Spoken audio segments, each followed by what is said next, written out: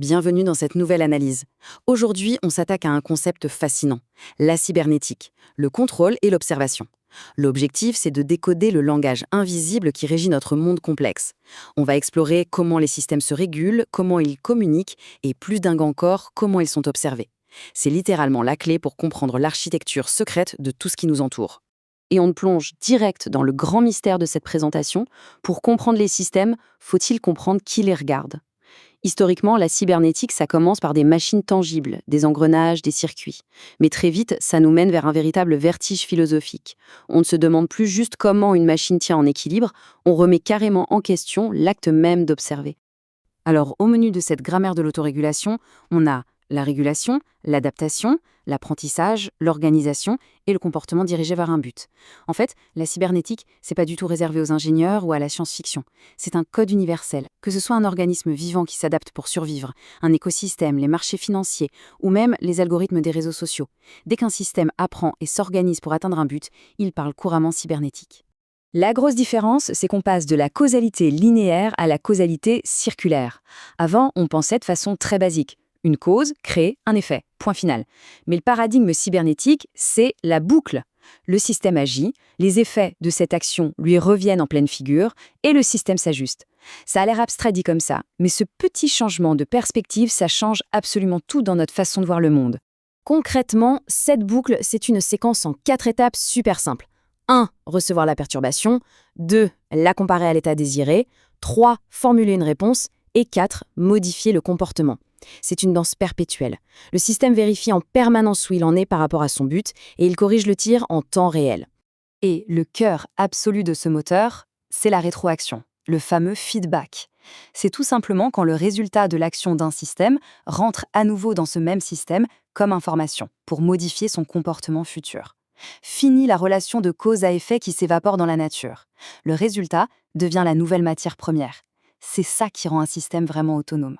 Il y a 2 grandes saveurs de feedback. On commence par la rétroaction négative. Son job, c'est d'amortir les variations, de corriger les erreurs et de stabiliser les trajectoires. C'est la force de l'équilibre. Un simple thermostat qui déclenche le chauffage quand il fait froid, ou notre propre corps qui régule son taux de sucre dans le sang. La rétroaction négative, elle étouffe les déviations pour nous maintenir dans une zone de sécurité. Et de l'autre côté, la rétroaction positive. Elle amplifie les écarts, renforce les tendances existantes et accélère la croissance. C'est l'effet boule de neige absolu. Une variable monte, la boucle la fait monter encore plus fort. C'est exactement ce qui se passe quand une rumeur devient virale en quelques heures sur Internet, ou quand une bulle spéculative gonfle sur les marchés.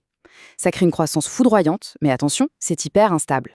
Petite pause super importante ici. Positif ne signifie pas bénéfique, et négatif ne signifie pas nuisible. Ces mots décrivent uniquement la direction de la boucle. Il n'y a aucune morale là-dedans. Si la boucle réduit l'écart, elle est négative. Si elle l'amplifie jusqu'à l'explosion, elle est positive. C'est de la pure mécanique, rien de plus. Tout ça nous amène à une vérité fascinante. La régulation, c'est la gestion de la variation pertinente, et surtout pas l'élimination de tout mouvement. On appelle ça l'homéostasie. C'est pas une immobilité de statue en pierre, c'est plutôt comme un funambule sur un fil. Pour rester stable, il faut faire plein de petits mouvements constants. La véritable stabilité est dynamique, elle absorbe les chocs en souplesse. Et pour gérer tout ce chaos, la cybernétique utilise le concept de variété. La variété, c'est le nombre total d'états distincts qu'un système possède ou son lot d'entrées et de perturbations possibles. En gros, plus l'environnement est complexe, plus sa variété explose. Imaginons un service client qui reçoit 100 types de problèmes différents. S'il n'y a que 2 réponses toutes faites, le système s'effondre. La variété, c'est vraiment la mesure de la complexité. Et c'est là qu'intervient la fameuse loi d'Ashby. Seule la variété peut absorber la variété, c'est incontournable. Pour réguler la force brute ne sert à rien, il faut un éventail de réponses adaptées. Si l'environnement peut envoyer 10 types d'attaques différentes, le bouclier doit avoir 10 parades spécifiques. Un bon régulateur doit être au moins aussi complexe que le monde qu'il affronte. Ce qui nous propulse direct vers le théorème du bon régulateur. Tout bon régulateur d'un système doit être un modèle de ce système. Impossible de gérer la complexité à l'aveuglette. Le système doit avoir une carte interne, une modélisation de son environnement. Quand une énorme entreprise coule ou qu'un algorithme dérape, c'est quasi toujours parce que leur modèle interne de la réalité était complètement à côté de la plaque.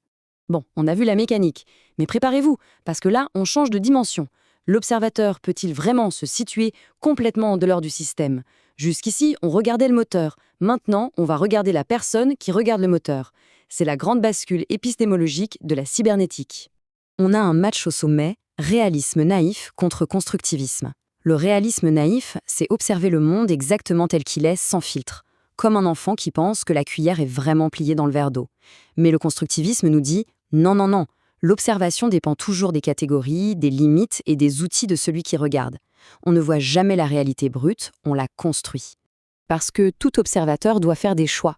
Sélectionner des variables, tracer des distinctions, fixer les limites du système, choisir une échelle de description. Observer n'est pas un acte passif, c'est une action tranchante. En posant un cadre, on sculpte littéralement l'objet de notre étude, en le coupant du reste du monde chaotique.